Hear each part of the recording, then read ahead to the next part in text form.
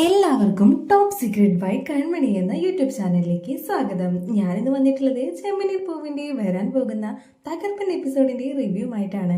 ഇതുവരെയും channel subscribe ചെയ്യാത്തവർ പെട്ടെന്ന് തന്നെ സബ്സ്ക്രൈബ് ചെയ്യുക. എങ്കിലേ വരാൻ പോകുന്ന തകർപ്പൻ എപ്പിസോഡുകൾ പെട്ടെന്ന് തന്നെ നിങ്ങൾക്ക് കാണാൻ കഴിയും. എന്നാൽ നമുക്ക് വീഡിയോയിലോട്ട് പോവാം. രേവതി പൂ കെട്ടിക്കൊണ്ടിരിക്കുന്ന സമയത്ത് സച്ചി വന്ന് ചോദിക്കുന്നുണ്ട്, രേവതി നിന്റെ ജോലികളെല്ലാം തീർന്നോ എന്ന് ചോദിക്കുന്നുണ്ട്. ഇതാ കുറച്ച് പൂവും കൂടി കിട്ടാനുണ്ട്, അതുകൂടി കഴിഞ്ഞാൽ എന്റെ ജോലികളെല്ലാം തീർന്നു. എന്താ സച്ചിയേട്ടാ, എന്തെങ്കിലും ആവശ്യമുണ്ടോ എന്ന് ചോദിക്കുന്നുണ്ട്. സച്ചി പറയുന്നുണ്ട്, നമുക്കൊന്ന് പുറത്തു പോകാൻ വേണ്ടിയിട്ടായിരുന്നു. എന്തിനാ ഇപ്പൊ പുറത്തു പോകുന്നത് എന്ന് ചോദിക്കുകയാണ് രേവതി. അതെ, നമുക്ക് പുറത്ത് പോയിട്ട് ഫുഡൊക്കെ കഴിച്ചിട്ട് ഒരു സിനിമയ്ക്കൊക്കെ പോയിട്ട് വരാം എന്ന് പറയാണ്. ഇതെന്താ പെട്ടെന്ന് സിനിമയ്ക്ക് പോവാ എന്നെല്ലാം പറയുന്നത്, നിങ്ങൾക്ക് എന്ത് പറ്റി എന്ന് ചോദിക്കുന്നുണ്ട്. എനിക്കൊന്നും പറ്റിയിട്ടല്ല രേവതി, ഇടയ്ക്കൊക്കെ നിന്നെ കൊണ്ട് പുറത്ത് പോകണമെന്ന് ഞാൻ വിചാരിക്കാറുണ്ട്, പക്ഷെ ഒന്നും നടക്കാറില്ല. ഇന്നിപ്പോൾ ഞാൻ ഫ്രീ ആണ്, അതുകൊണ്ട് പോകാമെന്ന് വിചാരിച്ചു. നിനക്ക് ഒരുപാട് ഇഷ്ടമല്ലേ ഈ പൊറോട്ടയും ബീഫും, അതുകൊണ്ട് പൊറോട്ടയും ബീഫും നിനക്ക് വാങ്ങിച്ചു തരാം. നമുക്ക് ഭക്ഷണമൊക്കെ കഴിച്ചിട്ട് ഒരു സിനിമയൊക്കെ കണ്ടിട്ട് അടിച്ചു പൊളിച്ച് വരാം എന്ന് പറയാണ്. രേവതി പറയുന്നുണ്ട്, എന്നാൽ ഞാൻ വേഗം റെഡി ആയിട്ട് വരാം സച്ചിയേട്ടാ എന്നും പറഞ്ഞുകൊണ്ട് വേഗം പോയി റെഡി ആയി വരുന്നുണ്ട് രേവതി. രേവതിയും സച്ചിയും കൂടി കാറിൽ പോയിക്കൊണ്ടിരിക്കുന്ന സമയത്ത് രേവതി പറയുന്നുണ്ട്, സച്ചിയേട്ടാ എന്തായിരുന്നാലും പെട്ടെന്ന് സച്ചിയേട്ടനോട് ഇത്ര സ്നേഹം തോന്നാൻ എന്ന് ചോദിക്കുകയാണ്. എന്താ രേവതി, പെട്ടെന്നൊന്നല്ല, എനിക്ക് എന്നും എന്നോട് സ്നേഹം തന്നെയല്ലേ. പിന്നെ നമുക്ക് സിനിമയ്ക്ക് പോകണ്ടേ, ഏത് സിനിമയ്ക്കാണ് പോകേണ്ടത് എന്ന് പറയാണ്. ഏത് സിനിമ ആയാലും കുഴപ്പമില്ല സച്ചിയേട്ടാ, ഞാൻ ഇതുവരെ തിയേറ്ററിൽ പോയി സിനിമയൊന്നും കണ്ടിട്ടില്ല. എനിക്ക് സിനിമ കാണാനൊക്കെ ഒരുപാട് ഇഷ്ടമാണ്, പക്ഷേ അതിനൊന്നും ഇതുവരെ എനിക്ക് സാധിച്ചിട്ടില്ല എന്ന് പറയുന്നുണ്ട്. സച്ചി പറയുന്നുണ്ട്, അതിനല്ലേ ഞാനുള്ളത്, ഇനി നിന്റെ എന്താഗ്രഹം സാധിച്ചു തരാൻ ഞാനുണ്ടല്ലോ എന്ന് പറയുന്നുണ്ട് സച്ചി. ശേഷം സച്ചിയും രേവതിയും കൂടി ഒരു റെസ്റ്റോറൻറ്റിൽ കയറുന്നുണ്ട്. പൊറോട്ടയും ബീഫും ഓർഡർ ചെയ്യുന്നുണ്ട്.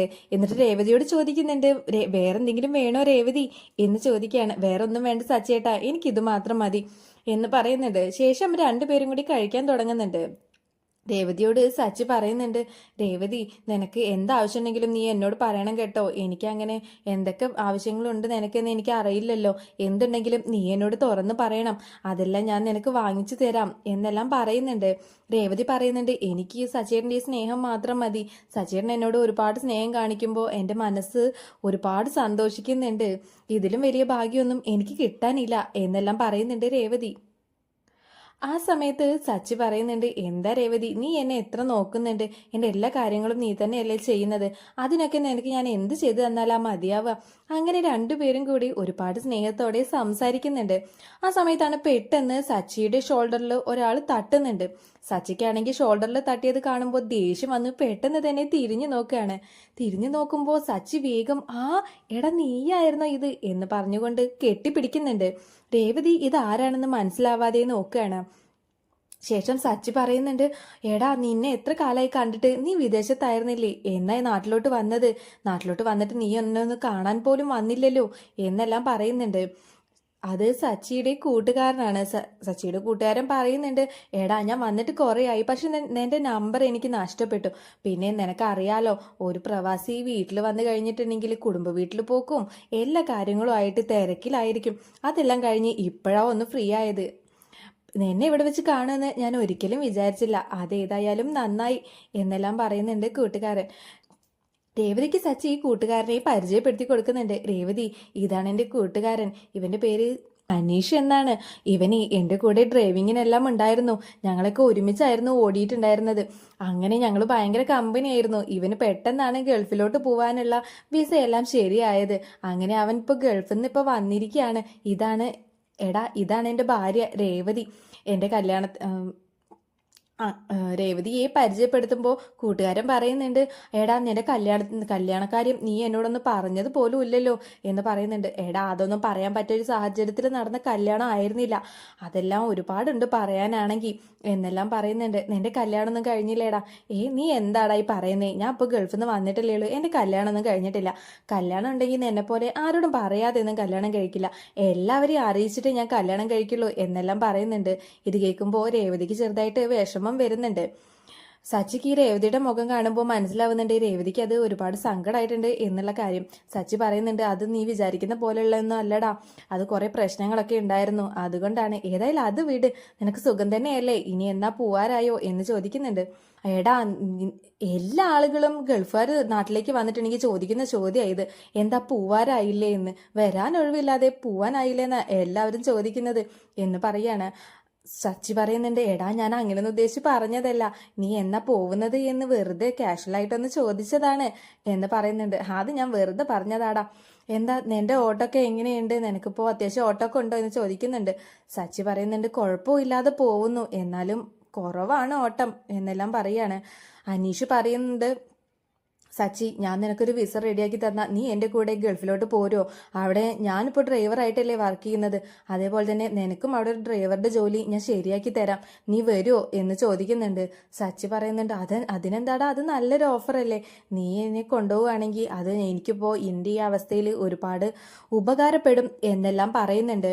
ഇത് കേൾക്കുമ്പോൾ രേവതിക്ക് ചെറുതായിട്ട് സങ്കടം വരുന്നുണ്ട്. രേവതി മനസ്സിൽ വിചാരിക്കുന്നുണ്ട്, അയ്യോ സച്ചേട്ടൻ എന്താ ഗൾഫിൽ പോകേണ്ട കാര്യമൊക്കെ പറയുന്നേ, അപ്പം എന്നെക്കുറിച്ച് സച്ചേട്ടൻ എന്താ ചിന്തിക്കാത്തത്, ഞാനിവിടെ ഒറ്റയ്ക്കായി പോവില്ലേ എന്നെല്ലാം പറയുന്നുണ്ട് രേവതി. സച്ചിയുടെ കൂട്ടുകാരൻ പറയുന്നുണ്ട്, എടാ ഞാനെന്നാ പോട്ടെ, ഇതാ എൻ്റെ നമ്പർ നീ കയ്യിൽ വെച്ചോ, നീ എന്താ കാര്യങ്ങളെല്ലാം തീരുമാനിച്ച് ഒരു പാസ്പോർട്ടൊക്കെ എടുക്ക്, എന്നിട്ട് എൻ്റെ വിസയെല്ലാം ഞാൻ ശരിയാക്കി തരാം, അവിടെ വന്നാൽ നിൻ്റെ പ്രശ്നങ്ങളെല്ലാം തീരുവടാ എന്നെല്ലാം പറയുന്നുണ്ട് അനീഷ്. സച്ചി പറയുന്നുണ്ട്, ശരിയടാ ഞാൻ എന്തായാലും നിനക്ക് വിളിക്കാം എന്ന് പറഞ്ഞ് സച്ചി അനീഷിനെ കെട്ടിപ്പിടിക്കുന്നുണ്ട്. അങ്ങനെ അനീഷ് പോകുന്നുണ്ട്. സച്ചി രേവതിയോട് പറയുന്നുണ്ട്, രേവതി ഇന്നിവിടെ വന്നത് ഒരുപാട് നന്നായല്ലേ, അതുകൊണ്ടല്ലേ ഇവനെ കാണാൻ കഴിഞ്ഞത്, ഇവനെ കണ്ടപ്പോൾ കണ്ടില്ലേ അവൻ നല്ലൊരു ഓഫറല്ലേ തന്നത്, ഞങ്ങൾ ഒരുപാട് കഷ്ടപ്പെട്ടിട്ടുണ്ട് രേവതി, അവനൊരു പെങ്ങളുള്ളത്, ആ പെങ്ങളെ കല്യാണം കഴിപ്പിക്കാനും പിന്നെ അവൻ്റെ അച്ഛൻ മരിച്ചിട്ട് ഒരുപാട് കടങ്ങളും ഉണ്ടായിരുന്നു അവന്, അതുകൊണ്ട് അവൻ ഒരുപാട് ബുദ്ധിമുട്ടിലായിരുന്ന സമയത്താണ് അവൻ ഗൾഫിലോട്ട് പോകുന്നത്. ഇപ്പൊ കണ്ടില്ലേ അവൻ്റെ പ്രശ്നങ്ങളെല്ലാം തീർന്നു, ഇപ്പോൾ അവൻ എന്നെയും കൊണ്ടുപോവാ എന്ന് പറഞ്ഞത് കണ്ടില്ലേ, നല്ല മനസ്സുള്ളവർക്ക് നല്ലത് മാത്രമേ വരുള്ളൂ അല്ലേ രേവതി എന്നെല്ലാം പറയുന്നുണ്ട്. രേവതി ഇതെല്ലാം കേട്ട് മിണ്ടാതിരിക്കുന്നുണ്ട്. സച്ചി ചോദിക്കുന്നുണ്ട്, എന്തു പറ്റി രേവതി, നിനക്ക് എന്താ പറ്റിയത്, അവൻ കല്യാണക്കാരൻ ചോദിച്ചതുകൊണ്ടാണോ നിനക്ക് വിഷമായത് എന്ന് ചോദിക്കുന്നുണ്ട്.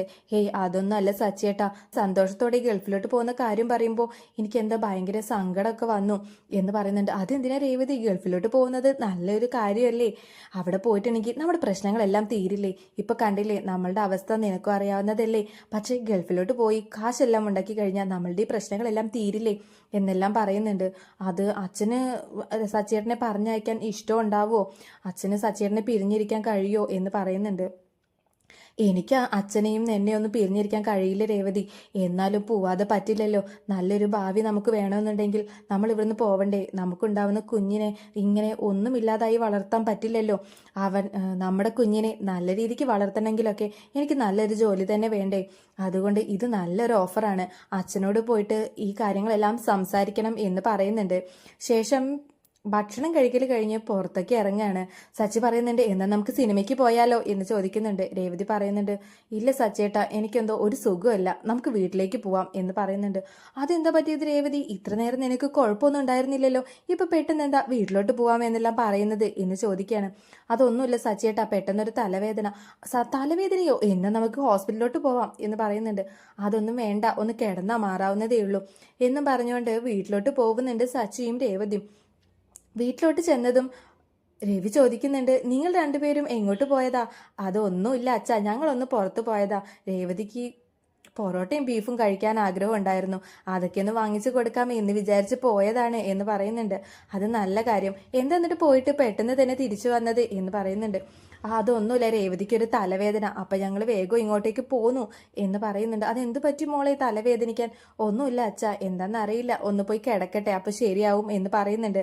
സച്ചി പറയുന്നുണ്ട്, അതെ അച്ഛ, എൻ്റെ കൂട്ടുകാരനില്ലേ അനീഷ്, ഇവിടെ ഡ്രൈവിങ്ങിനൊക്കെ എൻ്റെ കൂടെ ഉണ്ടായിരുന്നവൻ, അവന് ഇപ്പോൾ ഗൾഫിൽ നിന്ന് വന്നിട്ടുണ്ട്, അവനെ ഇന്ന് ഞാൻ പുറത്ത് വെച്ച് കണ്ടു, അവൻ എന്നോടൊരു കാര്യം പറഞ്ഞു, അവനിപ്പോൾ ഗൾഫിൽ ഡ്രൈവർ ജോലിയാണ്, അതേപോലെ തന്നെ എനിക്ക് അവിടെ ഡ്രൈവർ ജോലി അവൻ ശരിയാക്കി തരാം എന്നാണ് പറഞ്ഞത്, അച്ഛൻ്റെ അഭിപ്രായം എന്താണ് എന്ന് ചോദിക്കുന്നുണ്ട്. അതിനെന്താടാ, നല്ലൊരു കാര്യമല്ലേ അത്, നിനക്ക് നല്ലൊരു ജോലിയായി നീ നല്ല നിലയിൽ എത്തണമെന്നല്ലേ അച്ഛൻ്റെ ആഗ്രഹം, അതുകൊണ്ട് അത് നല്ലൊരു ജോലിയാ, നീ അത് കൈവിട്ട് കളയണ്ട, അതിൻ്റെ കാര്യങ്ങൾ എന്താന്ന് വെച്ചാൽ പെട്ടെന്ന് തന്നെ ചെയ്യാൻ നോക്ക് എന്ന് പറയുന്നുണ്ട്. ഇതും കൂടി കേൾക്കുമ്പോൾ രേവതിക്ക് കൂടുതൽ സങ്കടം വരുന്നുണ്ട്. രേവതി പെട്ടെന്ന് റൂമിലേക്ക് പോയി കിടക്കുകയാണ്. സച്ചിയേട്ടൻ പോയി കഴിഞ്ഞാൽ ഇനി ഞാൻ എന്ത് ചെയ്യും? എങ്ങനെയാ സച്ചിയേട്ടനെ കാണാതെ ഞാൻ ഇരിക്കുക? എനിക്ക് അതിന് കഴിയില്ലല്ലോ ദൈവമേ എന്നെല്ലാം പറഞ്ഞ് ഒരുപാട് വിഷമിക്കുകയാണ് രേവതി. സച്ചി പെട്ടെന്ന് റൂമിലോട്ട് വരുന്നുണ്ട്. എന്നിട്ട് രേവതിയോട് പറയുന്നുണ്ട്, എന്താ രേവതി പറ്റിയത്? തലവേദന കുറവുണ്ടോ എന്ന് ചോദിക്കുകയാണ്. ആ തലവേദന കുഴപ്പമില്ല സച്ചേട്ടാ എന്ന് പറയാണ്. അതെന്താ നിനക്ക് പെട്ടെന്ന് തലവേദന വന്നത്? എന്താ ഞാൻ ഗൾഫിൽ പോകുന്ന കാര്യം പറഞ്ഞുകൊണ്ടെങ്ങാനും ആണോ എന്ന് ചോദിക്കുന്നുണ്ട്. അതും ഉണ്ട് സച്ചേട്ടാ, സച്ചേട്ടനില്ലാതെ ഇവിടെ ഇരിക്കുന്ന കാര്യം എനിക്ക് ആലോചിക്കാൻ പോലും വയ്യ എന്ന് പറയാണ്. രേവതി, നമുക്ക് നല്ലൊരു ഭാവി വേണ്ടേ? അതിന് വേണ്ടിയിട്ടല്ലേ ഞാനിങ്ങനെ കഷ്ടപ്പെടുന്നത്. ഗൾഫിൽ പോയിട്ടുണ്ടെങ്കിൽ ഈ പ്രശ്നങ്ങളെല്ലാം തീരുമെന്ന് എനിക്ക് തോന്നുന്നുണ്ട്. നീ എന്നല്ലേ പറഞ്ഞിട്ടുള്ളത് എൻ്റെ സച്ചേട്ടൻ കാറ് വാങ്ങിക്കും, എൻ്റെ സച്ചേട്ടൻ എനിക്ക് ഒരുപാട് സ്വർണ്ണങ്ങൾ വാങ്ങിച്ചു തരും, പുതിയൊരു റൂം ഉണ്ടാക്കും, വീടുണ്ടാക്കും എന്നെല്ലാം നിനക്ക് ഒരുപാട് ആഗ്രഹങ്ങളല്ലേ? അതെല്ലാം സാധിക്കണമെങ്കിൽ ഈ നാട്ടിൽ ഇങ്ങനെ ഡ്രൈവിംഗ് ജോലി ചെയ്ത് നടക്കില്ല. ഗൾഫിലാണെങ്കിൽ കുറച്ചും കൂടി നല്ല ശമ്പളം എല്ലാം കിട്ടില്ലേ? അപ്പോൾ നമ്മുടെ പ്രശ്നങ്ങളെല്ലാം തീരും രേവതി. അതിനു വേണ്ടിയിട്ടല്ലേ ഞാനിത് ചെയ്യുന്നത് എന്നെല്ലാം പറയുന്നുണ്ട്. അതെല്ലാം എനിക്ക് അറിയാം സച്ചിയേട്ടാ, പക്ഷേ സച്ചിയേട്ടനെ പിരിഞ്ഞിരിക്കുന്ന കാര്യം ആലോചിക്കുമ്പോൾ എനിക്കിത് സഹിക്കാൻ കഴിയുന്നില്ല എന്ന് പറയാണ്. രേവതി, ഇങ്ങനെയൊക്കെ തന്നെ അല്ലേ, നീ വിഷമിക്കണ്ട. കുറച്ച് നാൾ ഗൾഫിലെല്ലാം നിന്ന് കഴിഞ്ഞാൽ തിരിച്ച് ഇങ്ങോട്ട് തന്നെ വരില്ലേ എന്നെല്ലാം പറയുന്നുണ്ട്. ശേഷം രവി ചന്ദ്രയോട് പറയുന്നുണ്ട്, നമ്മുടെ സച്ചിക്ക് ഗൾഫിലോട്ട് പോകാനൊരു ഓഫർ വന്നിട്ടുണ്ട്. ഡ്രൈവർ ജോലി തന്നെയാണ്, അവൻ്റെ ഒരു കൂട്ടുകാരൻ ശരിയാക്കി കൊടുക്കാം എന്നാ പറഞ്ഞിട്ടുള്ളത് എന്ന് പറയുന്നുണ്ട്. ഇത് കേൾക്കുമ്പോൾ ചന്ദ്രയ്ക്ക് അസൂയ തോന്നുന്നുണ്ട്. ചന്ദ്ര പറയുന്നുണ്ട്, ഓ അവനിപ്പം ഇനി കുറച്ച് ഗൾഫിലോട്ട് പോവാനിട്ടാ, അവന് വിവരവും വിദ്യാഭ്യാസവും ഒന്നും ഇല്ലാത്ത അവൻ ഗൾഫിൽ പോയി എന്ത് ചെയ്യാനാ എന്ന് പറയുന്നുണ്ട്. എന്താ ചന്ദ്രേ, അങ്ങനെ വിവരവും വിദ്യാഭ്യാസവും ഒന്നും ഇല്ലാത്ത പ്രശ്നമൊന്നും ഇല്ല, അവൻ അത്യാവശ്യം വിദ്യാഭ്യാസം എല്ലാം ഉണ്ട്. അവൻ ഗൾഫിൽ പോയി നന്നായി വന്നിട്ടുണ്ടെങ്കിൽ അതിൻ്റെ ഗുണം നമുക്ക് എല്ലാവർക്കും തന്നെയല്ലേ എന്നെല്ലാം പറയുന്നുണ്ട്. ഓ അവനിപ്പോൾ നന്നാവാൻ പോവുക, പിന്നെ ഇനിയിപ്പോൾ അവൻ നന്നായി വന്നാലും അതിൻ്റെ ഗുണമൊന്നും എനിക്ക് വേണ്ട എന്ന് പറയുന്നുണ്ട് ചന്ദ്ര. രവി പറയുന്നുണ്ട്, നിന്നോട് എന്ത് പറഞ്ഞിട്ടും കാര്യമില്ല, നിനക്ക് അല്ലേലും നീ മക്കളെ എപ്പോഴും തരംതിരിച്ച് കാണുന്ന ആളല്ലേ എന്നെല്ലാം പറയുന്നുണ്ട്. ഇത്രയുമാണ് വരാൻ പോകുന്ന എപ്പിസോഡിൽ നടക്കാൻ പോകുന്നത്. ഈ എപ്പിസോഡിന്റെ ബാക്കി ഭാഗവുമായി അടുത്ത ദിവസം വരുന്നതായിരിക്കും. വീഡിയോ ഇഷ്ടപ്പെട്ടാൽ ലൈക്ക് ചെയ്യാൻ മറക്കരുത്.